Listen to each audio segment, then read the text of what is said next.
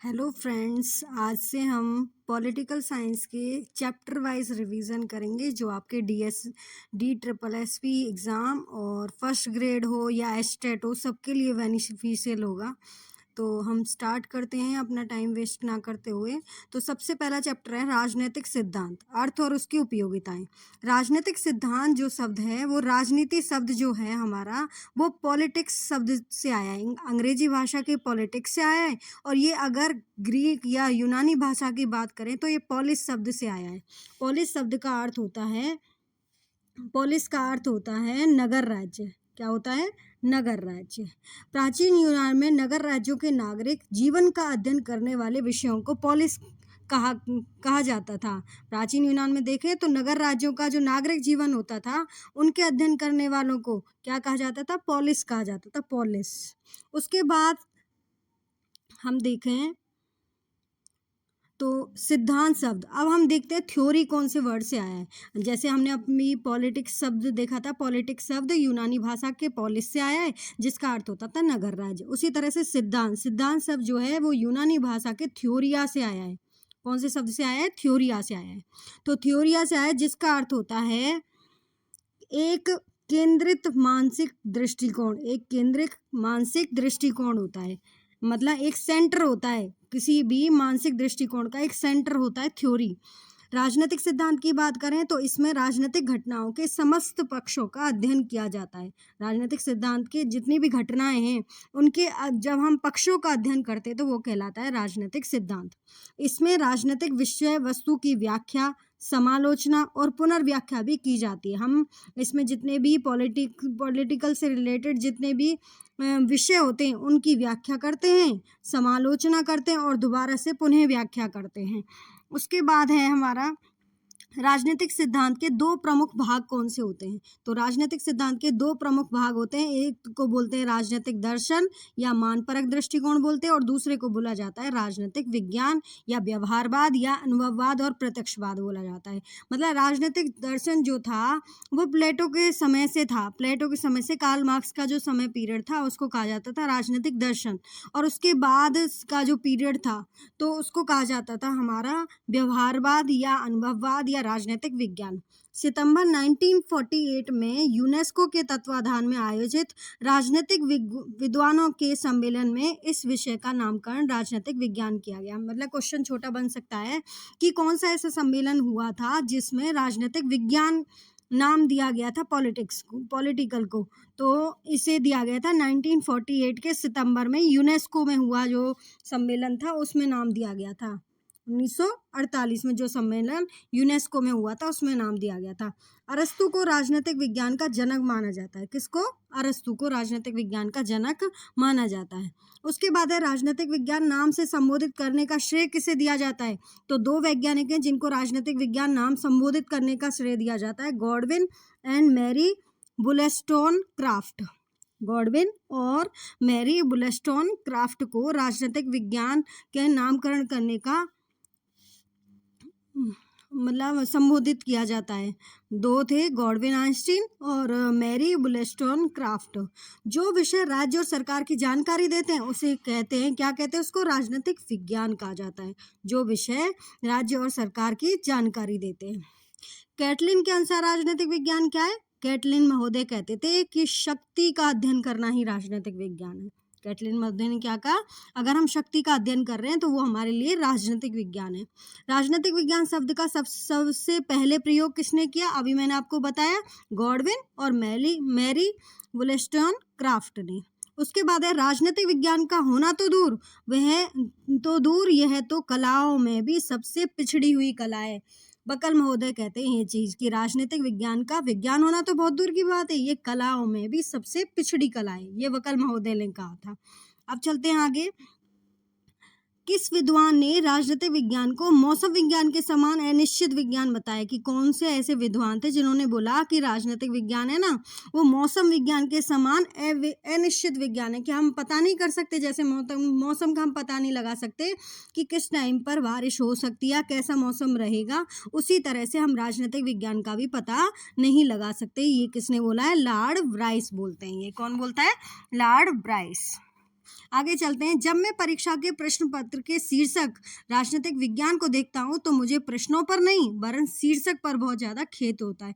ये बहुत बार डेफिनेशन पूछी जाती है मैटलैंड की, कि जब मैं परीक्षा के प्रश्न पत्र के शीर्षक को देखता हूँ तो राजनीतिक विज्ञान को नहीं बल्कि मुझे जो प्रश्नों पर नहीं बल्कि उसके शीर्षक पर ज़्यादा खेद होता है। ये मैटलैंड ने कहा था, मैटलैंड ने कहा था। ये बहुत ही ज़्यादा इंपॉर्टेंट डेफिनेशन है ये भी, और बकल महोदय की भी बहुत ज़्यादा इंपॉर्टेंट है, जिसमें उन्होंने बोला था कि राजनीति का विज्ञान होना तो बहुत दूर की बात है, ये कलाओं में भी सबसे पिछड़ी हुई कला है। मेरा भी एस्टेट क्वालिफाई है तो मैंने इसी बुक से किया था, तो आप अगर सभी इसे ध्यानपूर्वक पढ़ेंगे तो आप भी क्वालिफाई कर लोगे इजीली। और मैं बिल्कुल ये थोड़ा सा रिवीजन, ये डेफिनेशंस हैं और थोड़ा सा रिवीजन है परीक्षा के बारे में, उसके बाद इसके क्वेश्चंस आएंगे वो देखेंगे फिर। उसके बाद है किस विद्वान ने राजनीतिक ये हो गया हमारा। उसके बाद है लिकॉक महोदय क्या कहते हैं, राजनीतिक शास्त्र केवल सरकार का अध्ययन है। लिकॉक ने कहा था कि राजनीतिक विज्ञान क्या है, केवल सरकार का अध्ययन है। किसके अनुसार राजनीतिक शास्त्र का आरंभ और अंत राज्य के साथ होता है, ये गार्नर महोदय कहते हैं। गार्नर महोदय ने क्या कहा है कि राजनीतिक शास्त्र का आरंभ और अंत किसके साथ होता है, राज्य के साथ होता है। और लिकॉक महोदय ने क्या कहा, राजनीतिक शास्त्र क्या है, सरकार का अध्ययन है। उसके बाद है ये दोनों, ये भी डेफिनेशन बहुत इंपॉर्टेंट है, हमेशा पूछी जाती है। बकल महोदय की बहुत बार पूछी गई है, मैटलैंड की, लिकॉक की और गार्नर की। गार्नर की भी इंपॉर्टेंट है कि राजनीतिक शास्त्र का प्रारंभ और अंत राज्य के साथ होता है। जॉर्ज बर्नार्ड शॉ ने क्या कहा था, राजनीतिक सिद्धांत ही वह विज्ञान है जिसके द्वारा सभ्यता की रक्षा की जा सकती है। किसकी रक्षा की जा सकती है, सभ्यता की। ये कौन कह रहे हैं, जॉर्ज बर्नार्ड शॉ ने कहा था। जॉर्ज बर्नार्ड शॉ ने बोला कि राजनीतिक शास्त्र ही वह विज्ञान है जिसके द्वारा सभ्यता की रक्षा की जा सकती है। उसके बाद है राज्य पृथ्वी पर ईश्वर का अवतरण है, ये हमारे हीगल कहते हैं। हीगल ने क्या कहा, राज्य पृथ्वी पर ईश्वर का अवतरण है, ईश्वर का अवतार है। अब उसके बाद देखते हैं अरस्तु ने क्या कहा, राज्य परिवार और गांव का ऐसा संगठन है जिसका उद्देश्य पूर्ण और आत्मनिर्भर जीवन की प्राप्ति है। अरस्तु क्या कह रहे हैं, राज्य जो है वो परिवार और गांव का ऐसा संगठन है जिसका उद्देश्य पूर्ण और आत्मनिर्भर जीवन की प्राप्ति करना है। ये कुछ डेफिनेशंस थी, कुछ थोड़ी सी थ्योरी दी गई थी जो हमने देखी, जिसमें आप ये बहुत ज़्यादा इंपॉर्टेंट है, अरस्तु की कर लेना, हीगल की कर लेना। फिर लिकॉक ने कहा था राजनीतिक शास्त्र केवल सरकार का अध्ययन है। गार्नर ने कहा राजनीतिक शास्त्र प्रारंभ और अंत राज्य से ही होता है, राजनीतिक शास्त्र का प्रारंभ और अंत राज्य के साथ होता है। उसके बाद आप करोगे बकल महोदय की, मैटलैंड की, कि जब मैं परीक्षा के प्रश्न पत्र के शीर्षक को देखता हूँ तो मुझे प्रश्नों पर नहीं बल्कि शीर्षक पर ज़्यादा खेद होता है, ये मैटलैंड ने कहा था। तो ये डेफिनेशंस हैं वो आप देख लोगे। उसके बाद चलते हैं आगे। अब हम चलते हैं क्वेश्चंस पे। क्वेश्चंस क्या हैं ये देखेंगे हम। देखो सबसे पहला क्वेश्चन है, राजनीतिक सिद्धांत के 3 तत्वों तथ्यात्मक, कारणात्मक और मूल्यांकन, तथ्यात्मक, कारणात्मक और मूल्यांकन की चर्चा किसने की है। राजनीतिक सिद्धांत के 3 तथ्य होते हैं, 3 तत्व होते हैं, तथ्यात्मक, कारणात्मक और मूल्यांकन। ये किसने कहा है, सेवाइन ने। किसने बोला है, सेवाइन ने। सेवाइन ने राजनीतिक सिद्धांत के 3 तथ्य बताए, तत्व बताएं, तथ्यात्मक, कारणात्मक और मूल्यांकन। उसके बाद है राजनीति के विशुद्ध सिद्धांत की व्याख्या किसने की है। राजनीति के विशुद्ध विज्ञान की विशुद्ध सिद्धांत की जो व्याख्या की है वो की है बी जुवनेल ने विशुद्ध सिद्धांत कहा था। और 3 तत्व किसने बताए, सेवाइन ने। सेवाइन ने कौन से 3 तत्व बताए थे राजनीतिक सिद्धांत के, तथ्यात्मक, कारणात्मक और मूल्यांकन। एक बार मेरे साथ रिवीजन करोगे, उसके बाद एक बार और वीडियो देख लेना, उसके बाद आपको चीज़ें आसानी से याद हो जाएंगी। उसके बाद चलते हैं थर्ड क्वेश्चन पे। थर्ड क्वेश्चन पे चलते हैं कि निम्न में से कौन सा एक राजनीतिक सिद्धांत का प्राचीनतम उपागम है। प्राचीनतम उपागम कौन सा है, तो सबसे पुराना उपागम हम देखेंगे तो कौन सा हो जाता है, दार्शनिक उपागम, सबसे प्राचीन उपागम। थोड़ी डिटेल देखते हैं। राजनीतिक सिद्धांत के प्राचीनतम उपागमों में सबसे, इनके सीक्वेंस भी पूछ लिए जाते हैं कई बार कि सबसे पहले कौन सा आता है, उसके बाद कौन सा आता है। तो सबसे पहले आता है दार्शनिक, दार्शनिक के बाद ऐतिहासिक, फिर विधि कानूनी, फिर औपचारिक और फिर तुलनात्मक।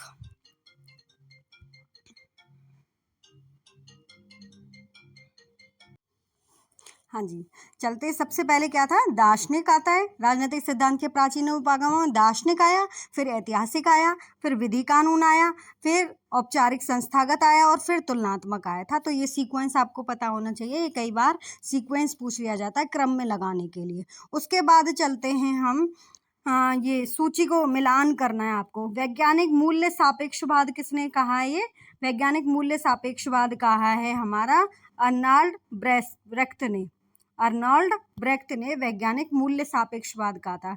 राजनीतिक विज्ञान एक शिखरस्थ विज्ञान है। शिखरस्थ विज्ञान किसने बताया है? ये बताया हमारा अरस्तू ने कि राजनीतिक विज्ञान एक क्या है, शिखर है, बहुत ऊंचाई पर है। उसके बाद है राजनीति संभाव्य की कला है। ये किसने बोला है? संभाव्य की कला बताया है विश्वार्क ने राजनीतिक संभाव्य की कला बताया। राजनीतिक विज्ञान बहुभाषाविदों की फौज है। बहुभाषाविदों की फौज किसने बताया था? चार्ल्स वी हैगन ने। फिर से देख लेते हैं एक बार। सबसे पहले वैज्ञानिक मूल्य सापेक्षवाद किसने बनाया? अर्नॉल्ड ब्रेख्त ने। उसके बाद राजनीतिक विज्ञान एक शिखरस्थ विज्ञान है, अरस्तू ने बताया। राजनीतिक संभाव्य की कला है, कला कौन बता रहा है इसको? विश्वार्क। और राजनीतिक विज्ञान भूभाषाविदों की फौज है, ये चार्ल्स बी हैगन ने बताया है। उसके बाद है सूची 1 को 2 से मिलान करना है। ये देखते हैं, इसमें भी मिलान करने के लिए है। सबसे पहले है, ये बुक्स हैं और बुक्स के ये जो लेखक हैं उनके बारे में बताया गया है।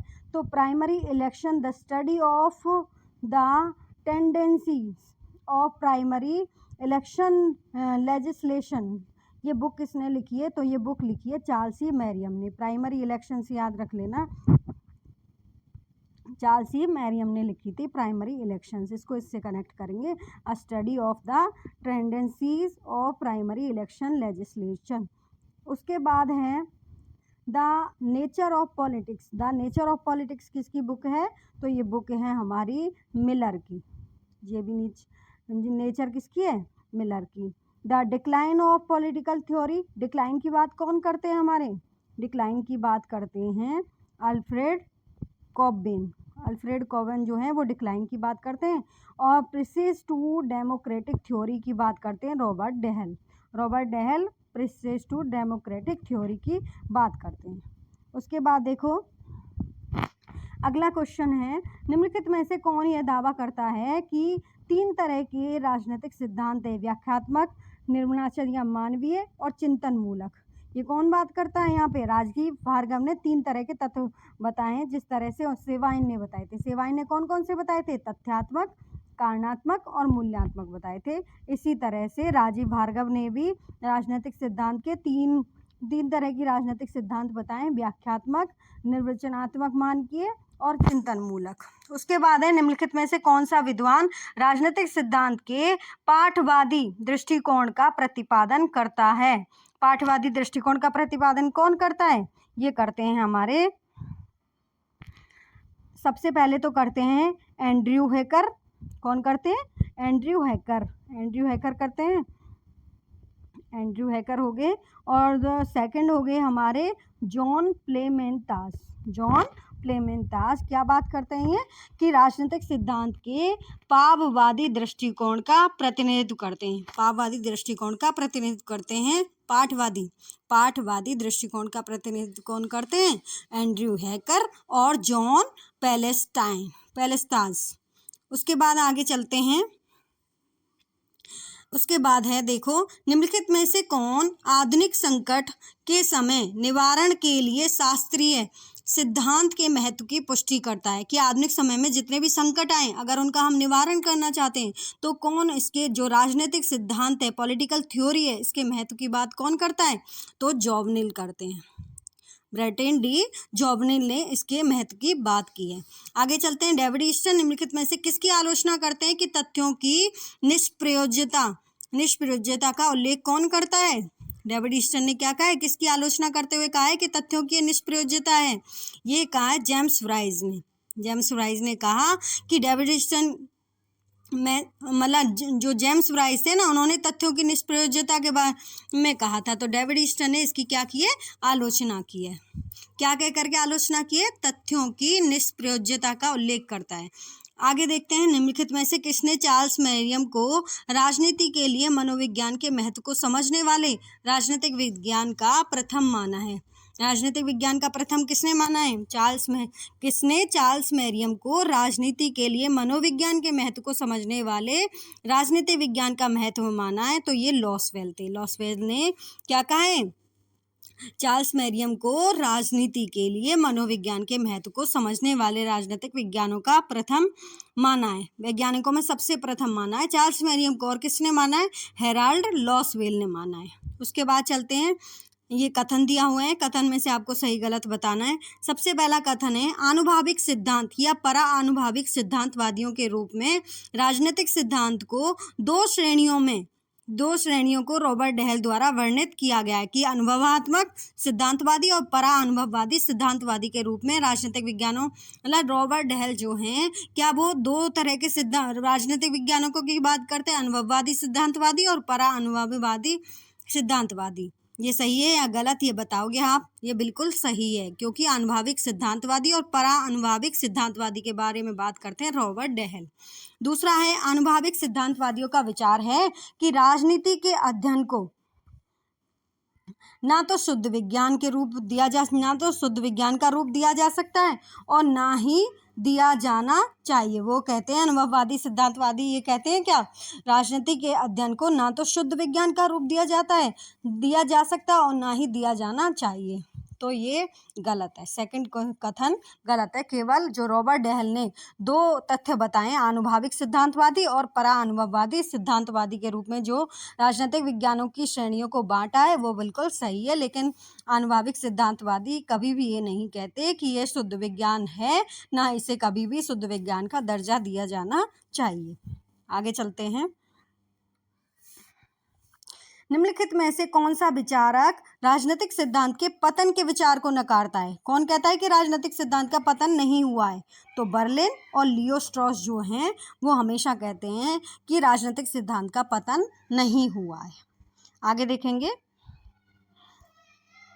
इतिहास का अंत जैसे मानव जाति के वैचारिक उद्विचार का चरम बिंदु है, इतिहास का अंत जैसे मानव जाति के वैचारिक उद्विकास का चरम बिंदु है तथा पश्चिमी उदार लोकतंत्र का सार्वभौमिकरण और मानव सरकार की स्थापना इसका अंतिम रूप है। ये डेफिनेशन किसने दी है?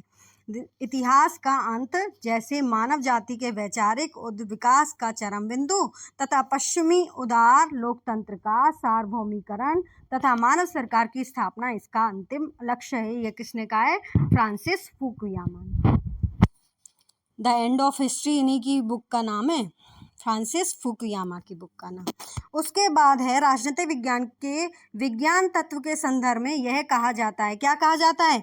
कुल मिलाकर राजनीतिक विज्ञान सामान्य तौर पर स्वीकार्य अवधारणाओं की शब्दावली विकसित करने में असफल हो गया। ये सही है या गलत है? पहला वाला बिल्कुल सही है कि कुल मिलाकर के अगर हम राजनीतिक विज्ञान को देखें तो सामान्य तौर पर जितनी भी स्वीकार्य अवधारणाएं की शब्दावली विकसित करने में यह हमेशा ही क्या रहा है? असफल रहा है। वैज्ञानिक व्याख्याओं में राजनीतिक घटनाओं की जटिलता आड़े आती है, ये गलत है। राजनीतिक जटिलता कभी भी वैज्ञानिक व्याख्याओं में आड़े नहीं आती है, तो इसमें नहीं, सॉरी, ये सही है। वैज्ञानिक व्याख्याओं में राजनीतिक घटनाओं की जटिलता हमेशा आड़े आती है, सही है, लेकिन ये गलत है। कुल मिलाकर के राजनीतिक विज्ञान सामान्य तौर पर स्वीकार्य अवधारणाओं की शब्दावली विकसित करने में असफल हो गया, ये गलत है। कि देखो, शब्दावली तो विकसित की गई है, असफल कहाँ रहा है पॉलिटिकल साइंसेस में? तो ये गलत है पहले वाला, और दूसरा वाला सही है जिसमें बोला गया है कि वैज्ञानिक अवधारणाओं में राजनीतिक घटनाओं की जटिलता आड़े आती है, ये बिल्कुल सही है। उसके बाद है, आगे चलते हैं, ये किसने कहा है कि जब मैं राजनीतिक विज्ञान के शीर्षक से अच्छे प्रश्नों के समूह को देखता हूँ तो मुझे प्रश्नों पर नहीं बल्कि शीर्षक पर खेद होता है। ये तो आपको अब याद भी हो जाना चाहिए कि जब मैं राजनीतिक विज्ञान के प्रश्न पत्र को देखता हूँ तो मुझे प्रश्नों पर नहीं बल्कि शीर्षक पर खेद होता है। ये कहा था मैटलैंड ने। किसने कहा था? मैटलैंड ने। ये कह रहे हैं, जब मैं राजनीतिक विज्ञान शीर्षक के अच्छे प्रश्नों के समूह को देखता हूँ तो मुझे प्रश्नों की अपेक्षा शीर्षक पर खेद होता है। ये मैटलैंड महोदय ने बोला था। उसके बाद है परंपरागत राजनीतिक सिद्धांत से संबंधित नहीं है। कौन संबंधित नहीं है परंपरागत राजनीतिक सिद्धांत से? तो रॉबर्ट डेहल और लॉसवेल इससे संबंधित नहीं है, जबकि लियो स्ट्रास और अल्फ्रेड कावा, सिबली और लियो स्ट्रास और आइजिया बून और लियो स्ट्रास हो गया, अल्फ्रेड कावा हो गया, सिबली हो गया और आइजिया बून हो गया। ये चारों ही क्या है? परंपरागत राजनीतिक सिद्धांत के से संबंधित हैं, जबकि रॉबर्ट डेहल और लॉसवेल आधुनिक राजनीतिक सिद्धांत से संबंधित है, ना कि परंपरागत से। आगे चलते हैं। समझ तो आ रहा है ना? आप मुझे कमेंट में बता सकते हो कि समझ आ रहा है या नहीं आ रहा है। उसके बाद बताइए, किसने कहा कि राजनीतिक विज्ञान राज्य के साथ आरंभ और अंत होता है? ये अभी मैंने आपको याद कराया था वहाँ पे कि राजनीतिक विज्ञान का राज्य के साथ ही आरंभ होता है और राज्य के साथ ही अंत हो जाता है। ये किसने कहा? गार्नर महोदय ने कहा था। GS गार्नर ने अपनी पुस्तक, कौन सी पुस्तक में कहा था ये? पॉलिटिकल साइंस एंड गवर्नमेंट में ये कहा था कि राजनीतिक विज्ञान का आरंभ और अंत राज्य के साथ ही होता है।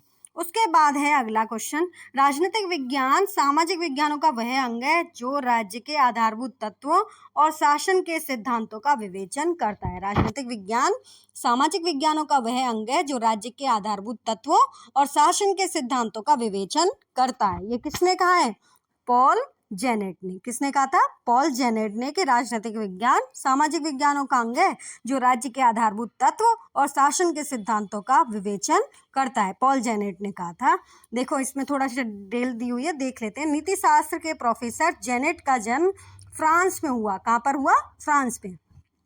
राजनीतिक विचारों के क्षेत्र में इमैनुअल कांट से प्रभावित हैं। इनकी रचनाएं कौन सी हैं? इनकी रचनाओं का नाम है ला फीमेल हिस्टोइडे डी ला साइंस पॉलिटिक्स फिलोसफी डे ला रिवॉल्यूशनरी फ्रेकेंस इत्यादि इनके नाम है। ठीक है, ये देख लेना आप एक बार। उसके बाद आगे चलते हैं। राजनीतिक सिद्धांत के पतन के लिए कौन से कारक उत्तरदायी हैं? कौन राजनीतिक सिद्धांत का पतन हो रहा है उसके लिए कौन से कारक है जो उत्तरदायी माने जाते हैं? तो इसके लिए उत्तरदायी माने जाते हैं हमारा इतिहासवाद, प्रत्यक्षवाद, नैतिक सापेक्षवाद और सिद्धांत निर्माण की उपेक्षा में। इस चारों ही सही मतलब उत्तरदायी माने जाते हैं। इतिहासवाद, प्रत्यक्षवाद, नैतिक सापेक्षवाद और सिद्धांत निर्माण की उपेक्षा। उसके बाद है, किस विचारक का संबंध राजनीतिक पतन शब्द के साथ हुआ है? कौन सा ऐसा विचारक था जिसका संबंध राजनीतिक पतन के साथ हुआ है? तो कौन सा विचारक है राजनीतिक पतन के साथ जिसका संबंध है, राजनीतिक संबंध का है? ये है हमारे हंटिंगटन। कौन है? हंटिंगटन है जो राजनीतिक पतन शब्द के साथ इनका संबंध है। राजनीतिक पतन के साथ इनका संबंध है। आगे चलते हैं। देखो कुछ बुक्स दी गई हैं, जैसे पॉलिटिकल डिक्लाइन, वो किसकी बुक है? हंटिंगटन की। राजनीतिक पतन नाम से बुक है। और डेविड ईस्टन किसकी बात करते हैं? राजनीतिक सिद्धांतों के ह्रास की संकल्पना का विकास किया है इन्होंने। हंटिंगटन पतन की बात करते हैं। डेविड एप्टर राजनीतिक आधुनिकीकरण से रिलेटेड है। और पॉवेल की बात करें तो संरचनात्मक कार्यात्मक सिद्धांत और राजनीतिक संस्कृति से संबंधित हैं। आमंड पॉवेल जो हैं वो संरचनात्मक प्रकारात्मक सिद्धांत तथा राजनीतिक संस्कृति से संबंधित हैं। ग्रामर ऑफ पॉलिटिक्स किसकी पुस्तक है? Grammar of politics. तो ग्रामर ऑफ पॉलिटिक्स है हमारी लॉस्की की बुक। किसकी बुक है? लॉस्की की। आगे देखो, J.S. लॉस्की का जन्म कब हुआ? 1893 से 1950 तक रहे। 20वीं शताब्दी में एक महत्वपूर्ण राजनीतिक चिंतक थे। बहुलवाद का समर्थन करते हैं। किसका समर्थन करते हैं? बहुलवाद का। और राज्य की एकलवादी संप्रभुता के सिद्धांत का तीव्र आलोचक हैं। एकलवादी को नहीं मानते, वो कहते हैं बहुलवाद सबसे अच्छा है। और उन्होंने 1925 में अपनी बुक दी थी जिसका नाम है ग्रामर ऑफ पॉलिटिक्स। किसकी बुक है ये? लॉस्की की। वेरी इंपॉर्टेंट बुक्स है, बहुत बार पूछी गई एग्जाम में, ये आप देख लेना। उसके बाद चलते हैं गार्नर की बुक का नाम क्या है? गार्नर की बुक का नाम बताइए। The theory of the state Garner की बुक का नाम है the theory of the state. Bryce की बुक का नाम क्या है? सॉरी इसमें ये पूछा गया है, सॉरी इसमें ये पूछा गया है आपसे कि कौन सुमेलित नहीं है, सुमेलित नहीं है जो, देखो गार्नर की पॉलिटिकल साइंस एंड गवर्नमेंट, ये हमने अभी पीछे ही देखी है कि गार्नर की कौन सी बुक है, political science and government. Bryce की कौन सी है, मॉडर्न डेमोक्रेसी, मॉडर्न डेमोक्रेसी किसकी है, ब्राइस की। लेकिन सिले की ये नहीं है, the theory of the state ये नहीं है, जबकि मैकाइवर की द मॉडर्न स्टेट। ये तीनों ही बुक, चारों ही बुक बहुत ही ज़्यादा इंपॉर्टेंट है, तो आपको पता होनी चाहिए। पॉलिटिकल साइंस एंड गवर्नमेंट किसकी बुक का नाम है, गार्नर की। मॉडर्न डेमोक्रेसी ब्राइस की, और द मॉडर्न स्टेट मैकाइवर की बुक का नाम है। सर जॉन ऑफ सीले की पुस्तक का नाम है introduction to political science. Introduction to political science किसकी बुक का नाम है, सीले की। The theory of the state, the theory of the state किसकी बुक का नाम है, ये है ब्लंट्सली, ब्लंट्सली की बुक का नाम है theory of the state. Theory of the state Bluntschli की बुक का नाम है। और गार्नर की political science and government, Bryce की मॉडर्न डेमोक्रेसी, और मैकाइवर की the modern state. The modern state MacIver की है। The theory of the state किसकी बुक का नाम है, Bluntschli. Modern democracy Bryce, political science and government Garner. और अगर हम देखें सीले की बुक का नाम है इंट्रोडक्शन टू पॉलिटिकल साइंस। आगे चलते हैं, सूची 1 को सूची 2 से मिलान कीजिए। सबसे पहले है वॉल्टर, वॉल्टर ने क्या दी थी, वॉल्टर की बुक का नाम है हमारी, कहाँ पे गया, हाँ जी देखो वॉल्टर की बुक का नाम है हमारा, वॉल्टर की बुक होगी द इंग्लिश कॉन्स्टिट्यूशन। वॉल्टर की क्या होगी, द इंग्लिश कॉन्स्टिट्यूशन बुक का नाम हो गया हमारी वॉल्टर की। उसके बाद है हमारा आइवर, आइवर की बुक का नाम है पार्टी पॉलिटिक्स। आइवर की बुक का नाम क्या है, पार्टी पॉलिटिक्स। और उसके बाद है केसी वियर, केसी वियर की बुक का नाम है constitutional structure of the Commonwealth. और WS लिंग्विस्टिक की बुक का नाम है फेडरेशन एंड कॉन्स्टिट्यूशनल चेंज। फिर से देख लेते हैं, वॉल्टर की बुक का नाम क्या है, the English constitution, the English constitution. Ivoire की बुक का नाम क्या है, कॉन्स्टिट्यूशन सॉरी आइवर की बुक का नाम है हमारा ये। देखो सबसे पहले हम देखेंगे वॉल्टर, वॉल्टर की बुक का नाम होगा द इंग्लिश कॉन्स्टिट्यूशन। उसके बाद आइवर, आइवर की है पार्टी पॉलिटिक्स। उसके बाद है केसी वियर, केसी वियर की बुक का नाम है हमारा, केसी वियर की बुक का नाम हो गया constitution structure of the Commonwealth. और WF लिंग्विस्टिक है federation and constitution change. Walter की क्या बताई थी मैंने, द इंग्लिश कॉन्स्टिट्यूशन। और आइवर की party politics, party politics. Next चलते हैं,